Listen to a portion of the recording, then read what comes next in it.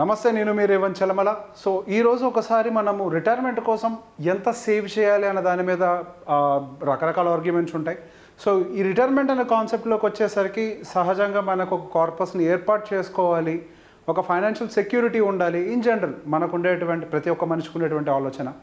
So ఇందులో calculate చేసుకునేటప్పుడు ఈ ఖర్చు ఏముంటుందిలే, ఇప్పుడు ఒక 50,000 రూపాయలు ఖర్చు పెడుతున్నాము అని అంటే మహా అయితే నేను రిటైర్ అయ్యే టైంకి గట్టిగా ఉంటే 1,00,000 రూపాయలు ఖర్చు అవుతులే. ఇటువంటి ఎస్టిమేషన్స్ చాలామందికి ఉంటాయి. సో ఫస్ట్ వీటి గురించి మనం కొన్ని విషయాలు అర్థం చేసుకోవాలి. మనకి రిటైర్ అయ్యే టైంకి ఖర్చులు పెరుగుతాయనేది మోస్ట్ కామన్. ఖర్చులు పెరగడానికి గల కారణాలు ఏంటి? ఇన్ఫ్లేషన్. మనకి ఏవైతే వస్తువులు ఈరోజు ఒక రేటుకి కొంటున్నామో రానున్న రోజుల్లో అదే రేటుకి మనకి డెఫినెట్గా ప్రోడక్ట్ దొరకదు. సో దాని యొక్క ఖర్చు పెరుగుతుంది కాబట్టి మనకి ఇన్ఫ్లేషన్ యాడ్ చేసుకొని సహజంగా ఇంత అవ్వచ్చు అని చెప్పేసి ఒక ఎస్టిమేషన్ చేస్తూ ఉంటాం. ఈవెన్ ఆ ఎస్టిమేషన్ కూడా ర్యాండమ్గా నోట్తో చేస్తూ ఉంటాం.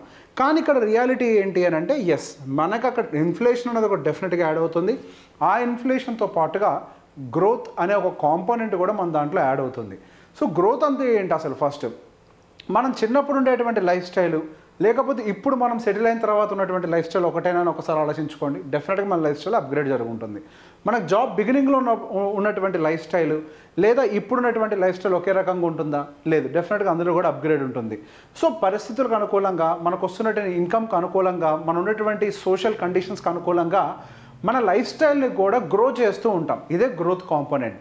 సో బేస్డ్ ఆన్ దట్ మన ఇన్ఫ్లేషన్తో పాటుగా గ్రోత్ కాంపోనెంట్ని కూడా యాడ్ చేయాలి.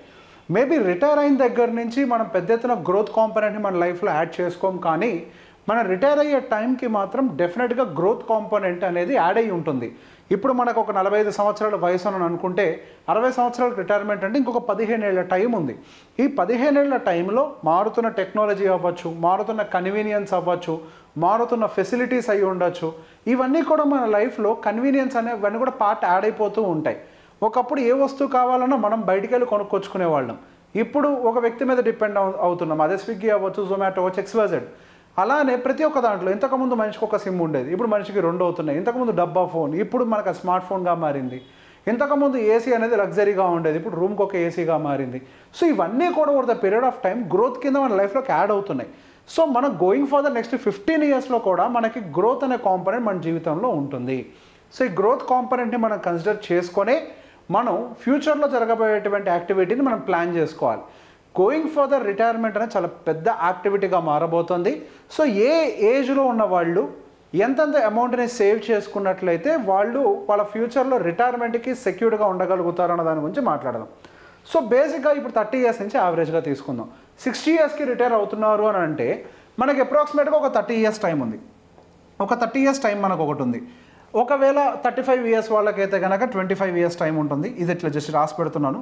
20 ఇయర్స్ టైం ఫ్రేమ్లో ఉండేవాళ్ళు కొంతమంది, 20 తర్వాత 15 year time frame, 10 year time frame, 5 year time frame, ఇట్లా 1, 2, 3, 4, 5, 6 టైం ఫ్రేమ్స్. అంటే ఏ ఏజ్ వాళ్ళు ఎంతెంత పర్సంటేజ్ సేవ్ చేసుకుంటే వాళ్ళ టార్గెట్స్ని అచీవ్ కాగలుగుతారని దాని గురించి ఒకసారి మనం చూద్దాం. ఓకే, దీన్ని ఇలానే ఉంచుతాను. సో ఇప్పుడు మనము ఫస్ట్ 30 ఇయర్ ఏజ్ గ్రూప్ వాళ్ళతో ఒకసారి చూద్దాం. 30 సంవత్సరాల వయసు, 60 ఏళ్లకే మనం రిటైర్ అవుతారు అనుకుందాము. లైఫ్ ఎక్స్పెక్టెన్సీ మాత్రం ఒక 85 వరకు పెట్టుకుందాము. అండ్ ఒక 50,000 రూపీస్ మనకు వచ్చేసరికి మంత్లీ ఎక్స్పెన్సెస్ ఉంటాయని అనుకుంటే నేను ఇక్కడ గ్రోత్ అనే కాంపోనెంట్ని అసలు యాడ్ చేయట్లేదు. ఒక ర్యాండమ్ 7% ఇన్ఫ్లేషన్ మాత్రమే ఉంటుందని అనుకుంటున్నాము. సో బేసిక్గా అదేంటి, గవర్నమెంట్ ఇన్ఫ్లేషన్ రీసెంట్గా 4 అంటున్నారు, 3 అంటున్నారు అని అంటే ఇక్కడ రియాలిటీలో మనకి యాక్చువల్ ఎక్స్పెన్సెస్ అంతా వచ్చేదంతా కూడా ఒక మనిషి జీవితంలో ప్రొడక్షన్కి సంబంధించిన దానికంటే కూడా, అంటే హెల్త్ రిలేటెడ్ అవ్వచ్చు, మ్యారేజ్ రిలేటెడ్ అవ్వచ్చు, లేకపోతే కన్వీనియన్స్ రిలేటెడ్ అయ్యి ఉండొచ్చు, లేకపోతే డొమెస్టిక్ హెల్ప్ రిలేటెడ్ అయ్యి ఉండొచ్చు. ఇవన్నీ సహజంగా కొద్దిగా ఫాస్ట్గా పెరుగుతాయి. సో మనం యావరేజ్గా 7 తీసుకుందాం. యాక్చువల్గా 10 తీసుకోమంటారు, బట్ స్టిల్ ఓకే, మనం కన్జర్వేటివ్గానే ఆలోచిద్దాం, మనం మరీ ఎక్కువ మాట్లాడుతున్నాం అన్నట్టుగా కాకుండా. సో ఒక 7% తోటి యాక్చువల్గా నేను pre and post retirement returns 12% పెట్టాను. యాక్చువల్గా 12 తీసుకోకూడదు పోస్ట్ రిటైర్మెంట్ రిటర్న్, ఇంకా తక్కువగా క్యాలిక్యులేట్ చేయాలి. ఆ టైంకి వెళ్ళేసరికి మన మార్కెట్స్ అన్నీ కూడా గ్రో అయిపోయి ఉంటాయి. యాక్చువల్లీ స్పీకింగ్ బాగా గ్రో అయిపోయి ఉంటాయి. మేబీ కొంత స్టాగ్నెంటేషన్ కూడా వచ్చి ఉండొచ్చు ఆ టైంకి. బట్ స్టిల్ ఇంకా ఆ కన్వీనియన్స్ కోసం నేను ఇంత లిబరల్గా తీసుకుంటే, కొంచెం తక్కువ inflation calculation returns point of వ్యూలో కూడా కొంచెం లిబరల్గా పెట్టుకుంటే మనకి అప్రాక్సిమేట్గా 50,000 రూపాయల జీతం ఉండేవాడు వచ్చేసరికి వాళ్ళు రిటైర్ అయ్యడానికి 4 లక్షల రూపాయల దాకా వాళ్ళ ఖర్చులు పెరగబోతున్నాయి. అంటే ఈరోజు మీరు 50,000 ఖర్చు పెడితే మీకు అదే ఖర్చు కొన్ని సంవత్సరాల తర్వాత అంటే 30 సంవత్సరాల తర్వాత సుమారుగా 4 లక్షలు అవుతుంది. సో ఇది కొంచెం సర్ప్రైజింగ్ ఉంటుంది. అదేంటి ఎక్కడ 50,000 ఖర్చు, ఎక్కడ 4 లక్షల ఖర్చు, ఇదే కొంచెం సర్ప్రైజింగ్ అనిపిస్తూ ఉంటుంది. దీన్నే ఇన్ఫ్లేషన్ అని అంటారు. సింపుల్ ఎగ్జాంపుల్, మీరు 30 సంవత్సరాల క్రితం మీ పేరెంట్స్ యొక్క ఎక్స్పెన్సెస్ ఎంత ఉన్నాయో కనుక్కొని చూడండి, ఇప్పుడు ఖర్చులు ఎంత ఉన్నాయో మీ పేరెంట్స్వే ఒకసారి కంపేర్ చేసి చూడండి. దీన్నే మనం ఇన్ఫ్లేషన్ ప్లస్ గ్రోత్ కాంపోనెంట్ అని అంటాం. ఇన్ఫ్యాక్ట్ మనకి ఇది ఇంకా 10 టైమ్స్ మాత్రమే క్యాలిక్యులేట్ చేసింది, 10 టైమ్స్ కంటే తక్కువ క్యాలిక్యులేట్ చేసింది. బట్ ఇన్ఫ్యాక్ట్ మనకు మోర్ దాన్ 10 టైమ్స్ పెరుగుతూ ఉంటుంది. అంటే ఇప్పుడు 50,000 అంటే ఇప్పుడు 5 లక్షలు అయ్యి ఉండాలి. మనం సింపుల్ 7% ఇన్ఫ్లేషన్ క్యాలిక్యులేట్ చేస్తున్నాం.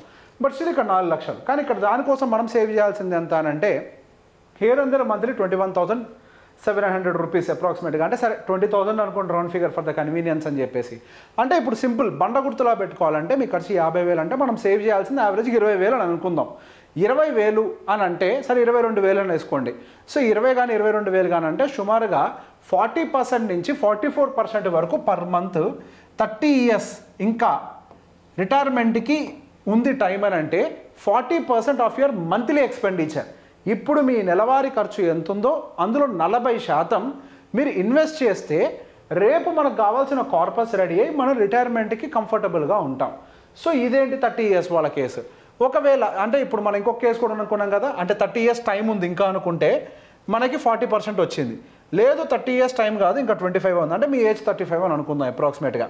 మీ ఏజ్ ఒకవేళ 35 అన్న కేసులో 35 అన్నట్లయితే కనుక అప్రాక్సిమేట్గా 28,500 రూపీస్ వరకు సేవ్ చేయాల్సి ఉంటుంది. అంటే here and there it will come almost around 55% వరకు కూడా రావచ్చు. సమ్వేర్ అరౌండ్ అంటే మీకు వచ్చేటువంటి శాలరీలో మీకు అంటే శాలరీ అనకూడదు ఖర్చుల్లో. అండ్ ఈ ఖర్చుల్ని కూడా క్యాలిక్యులేట్ చేసే విధానం మళ్ళీ చెప్తాను ఇంకేదైనా వీడియోలో సపరేట్గా తర్వాత. బట్ ఇప్పుడు మీకు ఉండేటువంటి మంత్లీ ఎక్స్పెన్సెస్ కనుక 50,000 రూపీస్ అయినట్లయితే హియర్ అండ్ దేర్ మీరు ఒక 55% వరకు కూడా మీరు సేవ్ చేయాలి. ఏ ఏజ్ గ్రూప్ వాళ్ళు? అప్రాక్సిమేట్గా 35 ఏజ్ గ్రూప్ అంటే 60 రిటైర్మెంట్ అంటే మీ రిటైర్మెంట్కి ఇంకా 25 సంవత్సరాల టైం ఉందనుకున్న వాళ్ళ కండిషన్. ఒకవేళ మీకు ఇంక 20 సంవత్సరాలే సమయం ఉంది అంటే మీ వయసు సుమారుగా 40 సంవత్సరాలని అనుకుందాం. మీకు 20 సంవత్సరాలే టైం ఉంది, 40 సంవత్సరాల వయసు అని అనుకుంటే అప్రాక్సిమేట్గా మనం సేవ్ చేయాల్సింది 38,000 రూపీస్. అంటే ఆల్మోస్ట్ హియర్ అండ్ దేర్ మనకు అది ఎంత వస్తుంది, నియర్ బై 75% వరకు కూడా రీచ్ అయిపోయింది. అంటే మీకు ఇంకా 20 ఇయర్సే టైం ఉంది. అది ఇక్కడి నుంచే కొంచెం క్రిటికల్ అవుతూ ఉంటుంది. ఎందుకు ఎర్లీగా స్టార్ట్ చేయాలంటే ఇందుకే. లేట్ అయ్యే కొద్ది ఏమవుతుంది, మన ఇంటి ఖర్చులే 50,000, మనం సేవ్ చేయాల్సింది భవిష్యత్తులో రిటైర్మెంట్ కోసమే సుమారుగా 38,000 రూపాయలు.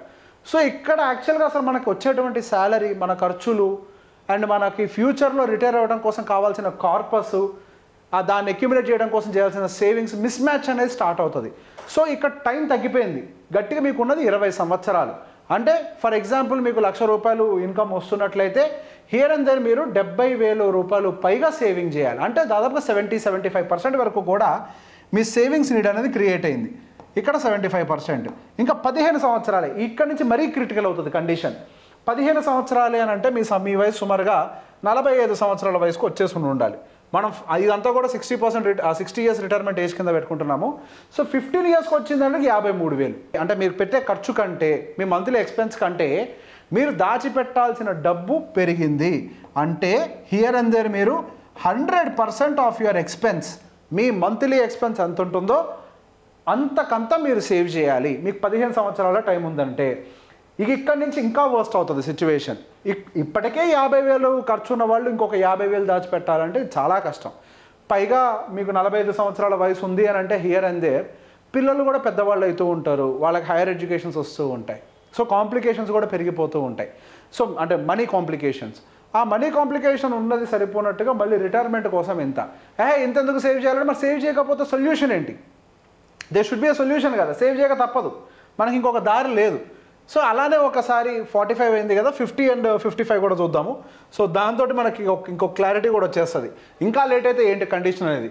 అదే 50 వాళ్ళ దగ్గర కండిషన్లోకి వచ్చింది అనుకోండి, 81,000 అంటే దాదాపుగా 160% అనుకుంటా. అంటే మీ ఖర్చులో 160% సుమారుగా హియర్ అండ్ దెన్, ఎగ్జాక్ట్గా లేదు, నేను జస్ట్ మైండ్ క్యాలిక్యులేషన్ చేసి రాస్తున్నాను. హియర్ అండ్ దెన్ 160% సేవ్ చేయాలి. అదే కండిషన్ ఇక మీకు ఇంకా అసలు పూర్తిగా వయసు అయిపోయింది, ఇంకా మ్యాక్సిమం 5 ఇయర్స్ నేను రిటైర్ అవుతాను అన్న కండిషన్ అనుకోండి, ఇక అయిపోయింది. అది మీరు ఊహించుకోవడానికి కూడా దగ్గరలో ఉండదు. దాదాపుగా 1,60,000 మీ ఖర్చు 50,000 అని అంటే మీరు 1,60,000 సేవ్ చేయాలి, అంటే 250% ఎంత సమ్వేర్ ఇంకా అసలు క్యాలిక్యులేషన్ కూడా పనికిరాదు. సో బేసిక్గా అందుకే ఎర్లీ ఏజెస్ నుంచే రూపాయి సేవ్ చేయడం అంటూ జరిగితే గోయింగ్ ఫర్ ద రాబోయేటువంటి ఖర్చుల్ని మనం అడ్రస్ చేయగలుగుతాం. ఎప్పుడైనా కానీ అనిపిస్తుంది అదేంటి ఇంత పెద్ద ఎస్ఐపి చేయాలా, ఇంత పెద్ద సేవింగ్స్ చేయాలని అంటే yes, if you don't save how you are going to address this expenditure. ఈ ఎక్స్పెన్సెస్ మనం ఫ్యూచర్లో మనం మేనేజ్ చేయాలి అని అంటే there is no other option. మనకు ఆప్షన్ లేదు. మరి లేదంటే మీకు మీరే పెన్ను పేపర్ పెట్టుకొని కూర్చొని లెక్కలు వేసి చూడండి. అందుకే ఎర్లీ ఏజెస్ నుంచే డబ్బుల్ని సేవ్ చేసి ఇన్వెస్ట్ చేయడం అనేది. ఇన్వెస్టర్ అంటే మళ్ళీ ఏదో 7% 8% రిటర్న్ వస్తే మీ పరిస్థితి ఏంటి?